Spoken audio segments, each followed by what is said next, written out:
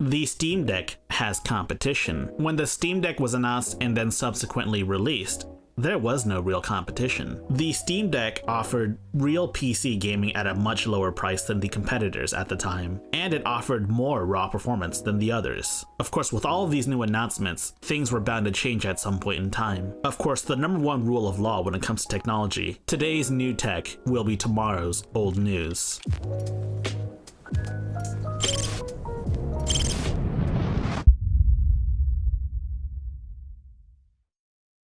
Yes, before the Steam Deck, there were devices kind of like it, but the Steam Deck blew the market wide open. It proved that there was in fact an audience for such a device like this. Portable handheld PCs that could play video games. It's always been the dream of many aspiring gamers, such as myself, and it always seemed to be an impossibility, until now that is. So in this video, we're going to be discussing some Steam Deck competitors that have made themselves known. The first one is going to be a kind of new competitor to this space, AOK Zoe, or is it AOK Zoe? I'm leaning more towards AOK Zoe, but whatever, I guess. There's not a whole lot known about this company other than the fact that they in fact are some sort of subsidiary of One Netbook, the creators of the One X player. And here they have a product that's coming out soon called the AOK Zoe A1. This is purported to be the very first Ryzen 7 6800U powered handheld. And instead of using Vega like the handheld PC market has been doing for like the past 5 years or so, instead they're opting to use the Radeon 680M, which is integrated into the 6800U, purported to be much faster than Vega. In fact, it should be equal to, if not straight up better than the Steam Deck's own performance. It's got an 8-inch 1920 by 1200 panel, though for the most part you'll probably want to lower the resolution to 1280 by 800, you know, kind of like the Steam Deck. The controls are about what you expect from a modern controller. You've got analog sticks, face buttons, shoulders, triggers, a D-pad, the sticks click in, and I'm assuming this device has a touchscreen because honestly, you really couldn't navigate Windows without one. The real mystery though comes from the 3 buttons at the bottom, 1 on the left and 2 on the right. If I had to guess, the left one is probably like the Xbox guide button or whatever. And the right ones, I think one of them is a keyboard button and the other one is, well, I'm gonna be honest, I don't know. I don't have the device. As for the price itself, we don't really know what the price is. There was no price announced. But with a little bit of sleuthing, we found out that in fact AOK Zoe is running some sort of sweepstakes. 3 lucky entrants will be able to buy an AOK Zoe A1 at 50% off, up to $650 off. What this tells me is that the AOK Zoe is probably around $1,300 by default, and that's before tax and shipping, I assume. Obviously, this is just a guesstimation. I don't know the actual price, and it says up to $650 off, so the chances are it could be even more expensive. I don't know. I would honestly just wait until they announce a real price. The next competitor I want to talk about is AMERNIC.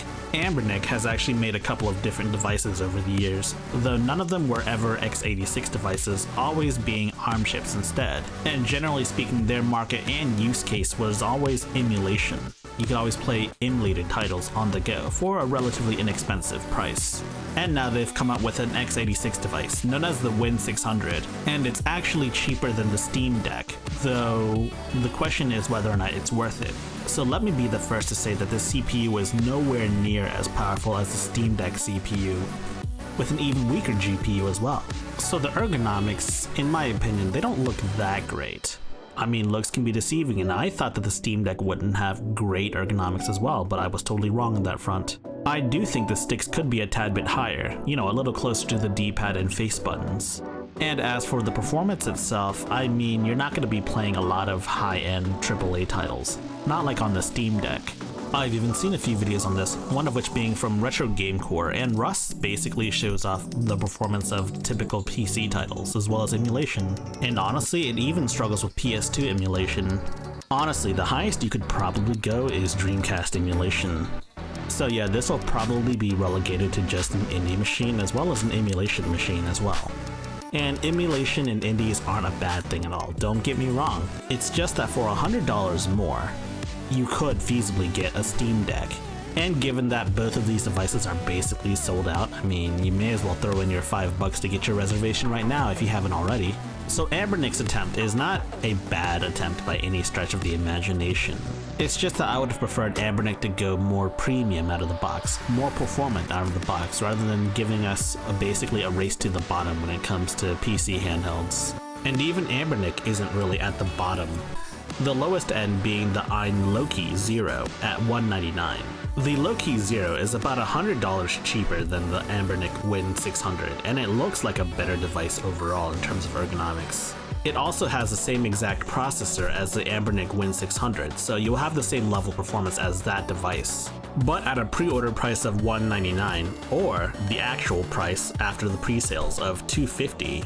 I mean, it's actually a pretty decent price to performance. Again though, you're mostly limited to indie titles as well as older PC titles if you're looking to play PC games. As for emulation, I mean, the emulation is going to be similar to the AMERNIC's device, in which anything past Dreamcast isn't going to be great.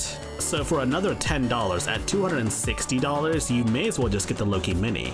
It's a far better value. It has a Zen 2 processor as well as RDNA 2 graphics. Sounds kind of similar to the Steam Deck, except probably a little less performant, but it should perform a lot better than the Loki Zero. And finally, the last product I want to talk about is going to be the super high-end, the cream of the crop, the AYAN Neo Next 2. So it seems like they took a cue from the Steam Deck, including 2 trackpads at the bottom, something no other company besides Valve has done. So here's the thing though, here's the main killer feature. This AYAN Neo Next 2, is supposed to have laptop discrete graphics, featuring either Intel Arc or the Radeon 6000 series. Discrete graphics in a freaking handheld device would be huge. This would blow away the Steam Deck in performance, like it wouldn't even be comparable. You could have resolutions beyond 800p on a handheld device. That said, given the size of these handhelds and the amount of handhelds people will be buying, I mean, they're probably limited in which GPUs they can actually fit in this thing. If I had to guess, it would be anywhere between low tier to mid tier graphics, which would still blow every single device out of the water. However, both the inclusion of trackpads as well as discrete graphics raises several questions. Like, for example, how the trackpads are supposed to work. A lot of what makes Steam trackpads so great is Steam input. Yes, the trackpads could be mouse inputs, and I'm assuming that's what it's going to be out of the box. But Steam input allows the trackpads to do more than just mouse input if you so desire. You can have it do all sorts of things. So unless AYAN managed to convince Valve to add the AYAN Neo Next 2 as a supported device in Steam input, or they managed to reverse engineer the Steam Deck and have the AYAN Neo Next 2 read as a Steam Deck, I mean, honestly, there's no way to tell if they're gonna get trackpads working the way they would on the Steam Deck. And the second major question is in regards to graphics. As we all know, GPUs are not the most power efficient components in our PCs, and so this raises a lot of questions in regards to power consumption as well as battery life. Can this thing last long? I mean, people had a lot of complaints about the Steam Deck's own battery life being only like 2 to 3 hours when playing AAA titles. Whatever the case may be, the AYAN Neo 2 will become the most powerful handheld in the entire space currently, but there will be a price to that power. AYAN has not stated a price for this device, but honestly, given that this device has a discrete GPU, I'm gonna say this won't be anything less than $1,000 minimum. That said, AYAN has a plethora of devices in their lineup now, but there are some concerns from people that maybe AYAN is stretching their lineup too thin, especially for a company as small as AYAN. So there we have it. Things have changed up significantly since I last made a Steam Deck competitor video.